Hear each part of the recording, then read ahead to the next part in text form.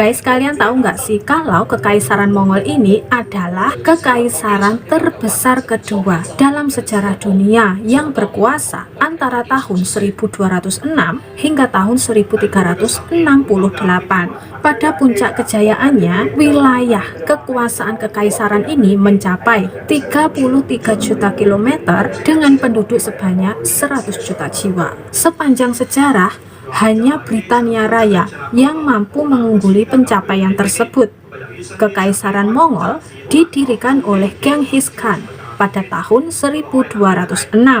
Sedangkan puncak kejayaan kekaisaran ini dapat dicapai pada masa pemerintahan Kubilai Khan yang berkuasa antara tahun 1260 sampai dengan tahun 1294. Nah guys, pastikan ya kalian menyimak videonya sampai selesai karena kali ini kita akan membahas tentang berdirinya Kerajaan Mongol, masa kejayaan Kerajaan Mongol, dan bagaimana Kerajaan Mongol ini bisa runtuh. So, kita langsung ke pembahasannya ya.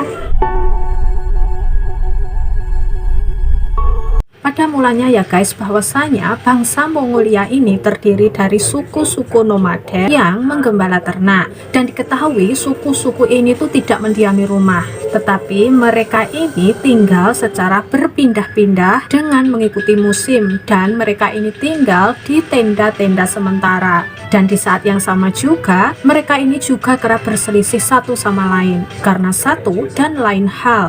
Genghis Khan yang lahir dalam kemiskinan berusaha keras hingga akhirnya menjadi komandan militer untuk Togril, yaitu berawal dari situlah ia mulai memperluas kekuasaannya melalui diplomasi ataupun peperangan.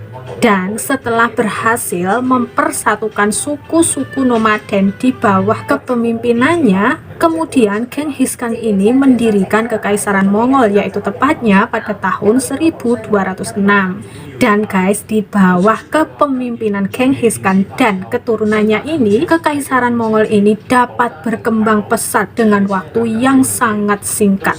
Awal pemerintahannya sendiri telah dipenuhi dengan ekspedisi penaklukan wilayah ke segala arah, dimulai dari dinasti Xia Barat di Cina bagian utara dan kerajaan Khawarizmi di Persia. Pasukan Mongol yang terdiri dari penunggang kuda dan pemanah pun terbukti tidak terbendung di wilayah lainnya. Mereka ini berhasil mengalahkan pasukan Iran, Rusia, Eropa Timur, Cina, dan beberapa negeri lainnya. Bermula dari Mongolia di Asia Timur, kekuasaan kekaisaran ini akhirnya membentang hingga Eropa Timur dan sebagian Eropa Tengah ke Laut Jepang, Arktik, anak benua India, Asia Tenggara daratan, daratan tinggi Iran, Levant, pegunungan Karpatia, dan ke perbatasan Eropa Utara. Dan guys ya, Kekaisaran Mongol ini mencapai puncak kejayaannya ketika dipimpin oleh Kubilai Khan, tepatnya pada tahun 1260 sampai dengan tahun 1294. Kubilai Khan ini guys, dalam sejarah juga ditulis ya, bahwasanya ia ini telah membangun reputasi sebagai penakluk hebat sebelum ia ini naik tahta menjadi kaisar. Setelah berkuasa, ia aktif membangun sarana pendidikan, melakukan ekspansi wilayah, mengeluarkan uang kertas, serta mendukung berbagai kebijakan yang merangsang pertumbuhan ekonomi kekaisaran.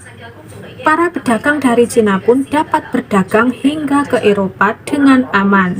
Meski tidak terkenal karena keajaiban arsitekturnya seperti kerajaan lain, namun Kekaisaran Mongol ini memberikan kontribusi yang sangat besar bagi kebudayaan dunia dengan menghubungkan dunia timur dan dunia barat. Beberapa cara yang dilakukan adalah dengan melalui perluasan rute perdagangan, hubungan diplomatik, dan aktivitas penjelajahan dari Eurasia ke timur jauh. Kubilai Khan bahkan mempercayakan jabatan tinggi di istananya kepada penjelajah asal Italia, yaitu Marco Polo. Marco Polo sendiri menjadi pegawai Kekaisaran Mongol selama 16 tahun hingga dirinya kembali ke Venesia pada tahun 1291. Pada masa pemerintahannya, berbagai invasi ke negeri-negeri Asia Timur dan Tenggara yang telah dimulai sebelum ia naik tahta juga terus ia galakkan.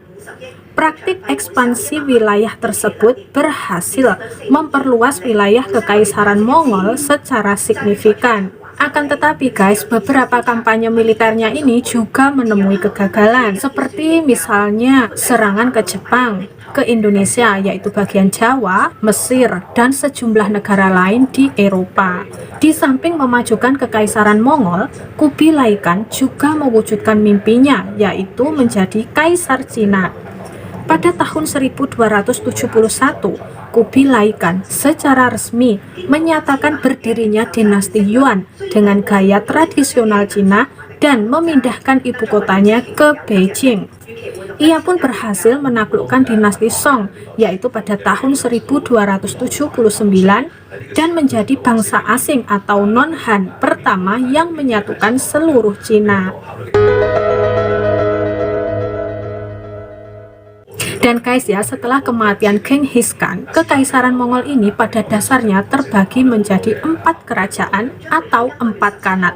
Di antaranya itu adalah dinasti Yuan, yaitu di Cina, Ilkhanate di Persia, Kekhanan Chagatai di Asia Tengah, dan Golden Horde di Rusia. Masing-masing kerajaan yang dipimpin oleh keturunan Genghis Khan ini memiliki kepentingan dan musuh sendiri. Perselisihan dan perpecahan inilah yang menjadi salah satu sebab keruntuhannya Kekaisaran Mongol. Pada akhirnya, wilayah Ilkhanate dan Khanan Chagatai diambil alih oleh pendiri Kekaisaran Timurid. Sedangkan di Cina sendiri, dinasti Yuan berhasil dikalahkan oleh dinasti Ming. Penguasa dinasti kemudian melakukan upaya balas dendam dengan menghancurkan ibu kota Kekaisaran Mongol beserta hartanya.